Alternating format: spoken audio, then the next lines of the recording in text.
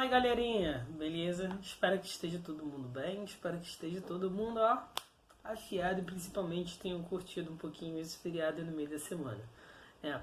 Gente, hoje a gente vai falar sobre Guerra Fria, beleza? É um período também muito grande, como a gente viu em relação à Segunda Guerra Mundial, né? Sei que provavelmente não deve. Vai ser uma das aulas também, que deve ter aula 1, aula 2, aula 3, aula 5, porque é um período grande e, tipo assim, é um período tão grande na história como outros períodos? Não, tem períodos maiores. Só que a gente vai ver que cada vez mais, quando a gente estuda uma coisa chamada de história contemporânea, cada vez mais os períodos vão ser curtos, mas vão ter fatos importantes. Como assim? Olha, tipo é igual a 2020. Imagina eu tentar daqui a 20 anos explicar o que aconteceu em 2020 consequências para o mundo que as pessoas estão vivendo em 2040. Né? Então, olha só esse ano de 2020. Quantas coisas aconteceram ao mesmo tempo? Né? Quantas transformações aconteceram? Olha que loucura que é falar só sobre o Brasil e sobre o mundo nesse período. Né? Então, a gente vai ter vários fatores importantes para a gente entender. Beleza? E para a gente falar também. Outra coisa, então, quando a gente fala sobre essa questão da Guerra Fria, a gente está falando de um período determinado, né? Que a gente vai ver esse período determinado. Que a primeira coisa que vocês vão fazer, eu mandei justamente aqui nessa pasta de vocês um arquivo, né? Que é justamente o PDF da aula para a gente acompanhar a aula mais bonitinho, mais certinho, para que ninguém tenha problema. A gente vai ver justamente também que é todo o entendimento sobre a Guerra Fria. Primeiro que a gente não vai se aprofundar muito sobre a questão da Guerra Fria, até porque aqui a gente não precisa destrinchar muito, a gente precisa entender a Guerra Fria e quais são os principais motivos, beleza? Então vamos lá. Para a gente falar de Guerra Fria, primeiro, Guerra Fria não é porque ela aconteceu no inverno, ou então aconteceu, né, num período frio e tal, no meio da neve, não. Guerra Fria, o nome dela se dá justamente porque é uma guerra que, de certa forma, não aconteceu, né? Você tinha diversos momentos ali, né, de atrito entre esses dois grandes blocos, né, no mundo. E aí você vai ver, a gente vai ver que eles quase entravam em guerra, quase assim, parecia, né, um negocinho se encaixado. Eles estão assim, quase se encaixando para entrar em atrito e não entrava em atrito. Às vezes chegava uma hora pertinho e não entrava em conflito, né? E aí é por isso que isso ficou conhecido como Guerra Fria, né? Então, tipo assim, sabe aquela pessoa que você é doido pra deitar na porrada, mas você não deita ela na porrada, sabe porque ela é maior do que você? E aquela pessoa não deita você também na porrada porque ela sabe que se deita você na porrada, vai saber que vai pra diretoria. É mais ou menos assim, né?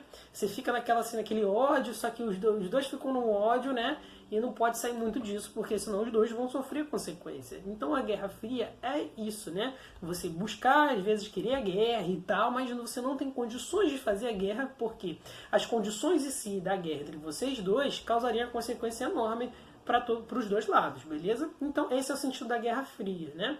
E quem são as pessoas que justamente estão ali fazendo justamente a Guerra Fria, né?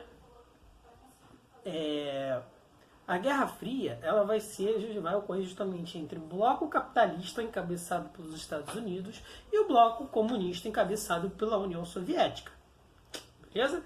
E aí como é que isso vai acontecer? Olha, a temporalidade disso, né, o tempo que a gente vai estar falando disso é de 1945 a 1989. Então a gente vai ter um largo período de tempo aí, né, de mais de 40 anos, aproximadamente 44 anos, dessa Guerra Fria, né? E olha só, imagina viver 44 anos nessa tensão toda, né, de e aí, vai ter guerra ou não? Não vai ter guerra agora? E agora? E agora? Vai ter guerra? E agora? Não vai ter guerra, né? Isso dominou boa parte das ações do mundo. E a gente vai ver que essa Guerra Fria que a gente está falando agora, ela vai ter consequências para todo o mundo durante esse período. Porque a Guerra Fria, a primeira coisa que a gente tem que entender, por mais que ela seja encabeçada pelos Estados Unidos e pela União Soviética, na verdade, a gente vai ter o mundo todo envolvido também nessa Guerra Fria. Então vai ser uma nova guerra global, né? Só que é uma guerra que vai principalmente funcionar por uma questão de divisão ideológicas, né? Para ver como cada bloco se desenvolve em questões econômicas, políticas, organizacionais, sociais, né? E a gente vai ver uma grande diferença em relação a isso. Cada um vai ter uma perspectiva, um olhar diferente sobre as coisas, né? E aí a primeira coisa que a gente tem que entender é que, na verdade, o principal motivo da Guerra Fria, né, não é só como cada um dos blocos divide os recursos, porque no liberalismo e no capitalismo você pode acumular e guardar recursos. No comunismo, as liberdades são reduzidas, mas os recursos são justamente divididos para a maioria. Entenderam um pouco? É isso mais ou menos o motivo da principal briga. Mas também tem um segundo motivo, que é o motivo principal, também na verdade, né? Que vai ser justamente porque eles vão acabar brigando. Porque vai ser por causa da questão política, né? Quem vai ter a capacidade de comandar o mundo nesse período, né? Quem tem influência. Porque antes da Primeira Guerra Mundial, quem tinha uma grande influência no mundo nesse período vai ser justamente a Inglaterra. A Inglaterra que dominava quase todo o mundo, né? Ela tinha influência na África, tinha influência no continente asiático e no continente americano. Com o final da Segunda Guerra Mundial, a gente vai ver que a Inglaterra ela vai ser meio que chutada, vai estar em frangalhos, ela não vai ter mais força nenhuma. E aí que é sempre a grande questão. O melhor exemplo disso, imagina o seguinte. Imagina que tem um valentão na escola, aquela pessoa que sempre bate em todo mundo, né? E aí um exemplo meio que todo mundo odeia o Chris, né? Eu tô pegando um exemplo disso. Tem um episódio de Todo Mundo Odeia o Chris, que tem aquele cara lá, o Caruso, né? Que bate em todo mundo. É o valentão da escola. Aí ele bate no Chris, bate em todo mundo. E aí, qual é a grande questão? Esse Caruso é justamente a Inglaterra, né? Ele tá lá, e de certa forma todo mundo teme ele, porque ele bate em todo mundo, então ele tem autoridade em todo mundo. Depois a gente vai ver que o Caruso vai estar meio desmotivado e tal, não vai querer mais saber disso, né? E ele toma uma surra assim, de uma outra pessoa do nada, e aí o que vai acabar acontecendo, né? Vai acabar faltando poder. E aí, quem vai ser essa pessoa agora que vai estar ali, né? Que vai estar nesse papel de valentão, né? Porque só pode ter um valentão só. Então, na verdade, a Guerra Fria ela vai ser causada justamente para ver quem vai ser esse valentão, né? Quem vai ser esse novo valentão que vai tomar o poder no mundo todo, né? E que, como se fosse a escola, né? O Caruso, o mundo dele é a escola, e para esses dois blocos é justamente o mundo né? E não só o mundo, mas o universo. Então eles justamente queriam, de certa forma, brigar para tomar o poder que a Inglaterra tinha justamente antes da Segunda Guerra Mundial. Beleza? Entenderam um pouco como é que essas coisas funcionam? Eu sei que é meio, às vezes um pouco complicado, mas eu acho que com os exemplos fica bem mais fácil, né? Tipo, lembrar dos exemplos lá do Caruso e tal, sempre tem alguém que bate em todo mundo e você meio que mantém uma ordem. Quando essa pessoa não tem, e aí começa justamente uma briga para conseguir o poder. Ou melhor, um outro exemplo disso é tipo o Game of Thrones, né? Que é a guerra justamente pelo trono, para quem vai ser o único justamente a suceder aquele trono. E a Guerra Fria é isso, né? E a gente vai ver as principais diferenças justamente desses dois grandes blocos para a gente entender, né, por que eles guerreavam, quais são os principais motivos justamente nessa guerra, por que eles não gostavam um do outro, né, quais são as razões justamente deles serem tão diferentes. Vamos lá. Então, a gente viu que a diferença, né, entre os dois, a gente tem uma diferença ideológica e eu não vou entrar em cada particularidade disso, né, a gente vai ver isso bem depois, porque agora a gente não está falando sobre ideologias, tudo bem que está lá, ideologias e tal, mas a gente não precisa entrar nisso agora que é mais aprofundamento. Né? De um lado, quem está encabeçando um bloco capitalista é os Estados Unidos. Lembrando que ele é só o cabeça desse bloco. Né? Existem outros países ali por baixo, até como a própria Inglaterra, a França, Brasil, né, outros países que vão ter a ideologia liberal, capitalista, né, e aí vão fechar ali justamente com os Estados Unidos. Enquanto do outro lado, você vai ter, né, os países que apoiam justamente a União Soviética. Não só os países que fazem parte da União Soviética, né, porque esse URSS significa União das Repúblicas Soviéticas Socialistas, né, que a gente viu lá em Revolução Russa. Beleza? E a gente vai ver que é o seguinte, vai ter mais países também que vão estar junto nesse blocozinho aí da União Soviética. Por exemplo, você vai ter a China, o Vietnã, a Coreia do Norte, o Iraque, beleza? O Irã. Então você vai ter vários outros países aí também que vão estar nessa base aí também da União Soviética, né? E quais são as principais diferenças entre os dois? Primeiro aqui, né, vamos ver os Estados Unidos. Os Estados Unidos é liberal, os Estados Unidos é capitalista, né? Então eu já falei um pouco sobre capitalismo.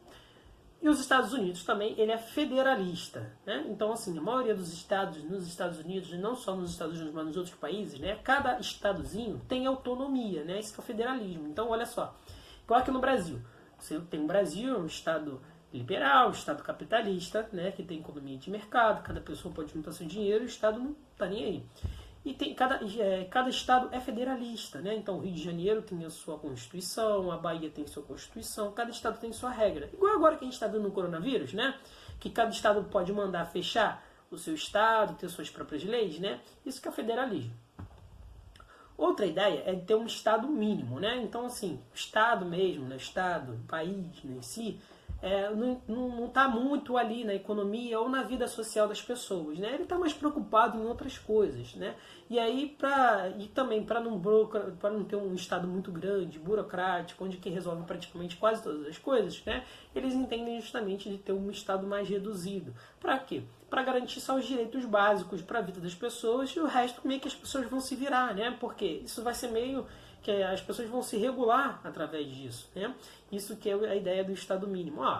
Olha, eu não preciso, por exemplo, oferecer um ônibus, né?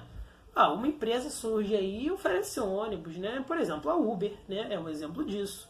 Eu não preciso mais, porque antes você tinha um táxi que era feito pelo Estado, né? Que regulava. Aí veio a Uber e aí agora as pessoas estão se regulamentando sozinhas e cada uma delas pode se transportar. Não tem nada a ver com isso.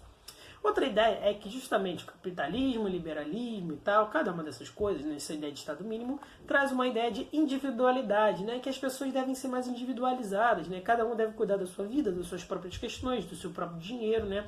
Isso traz uma ideia muito de individualização sobre as coisas, né? E sobre um tudo, sobre você, sobre o outro e tal. Eu não preciso ficar enxeretando na casa do vizinho, cada um faz o que quiser, né? Isso também, de certa forma, também as ideias sobre os Estados Unidos, e não só sobre os Estados Unidos, mas de todos os países liberais e capitalistas. Enquanto do outro lado, você tem uma ideologia marxista, né? E aí são duas ideologias diferentes e duas ideologias que são importantes para o mundo. O marxismo, né, é uma ideologia onde que você pensa ali na ideia de luta de classe, na ideia de patrão versus empregado, né? De várias outras ideias.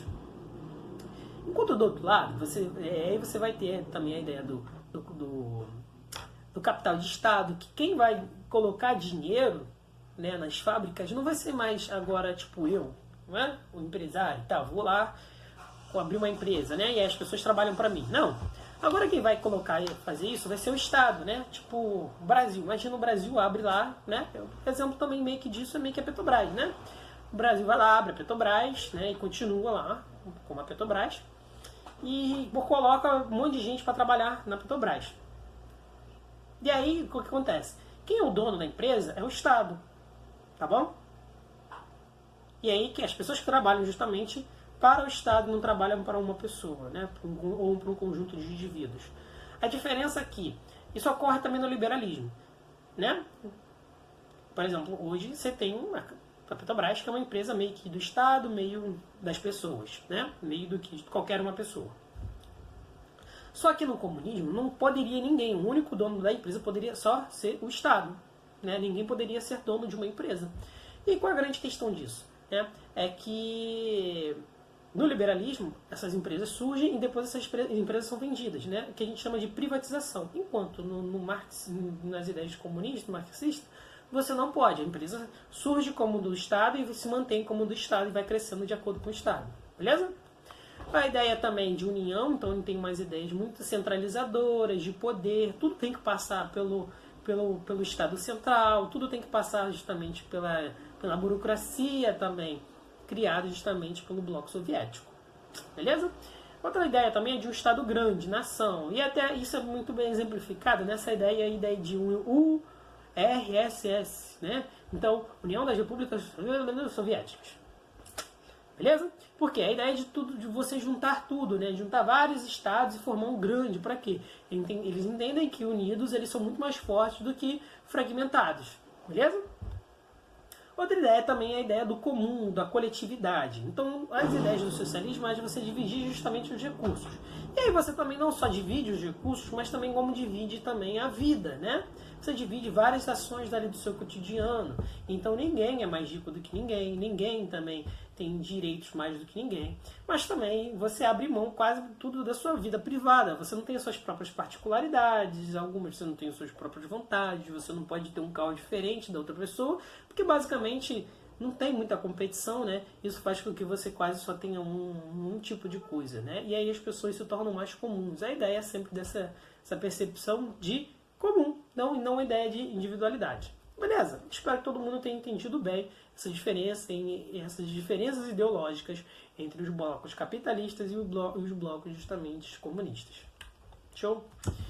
Pra gente começar, a gente viu então, né, o que é Guerra Fria, a gente está vendo então as ideias diferentes entre os dois blocos, a gente está vendo como que ela vai começar agora. A gente vai falar dessa primeira fase da Guerra Fria, aí eu vou começar aqui e depois vou parar para esse vídeo não ficar muito longo.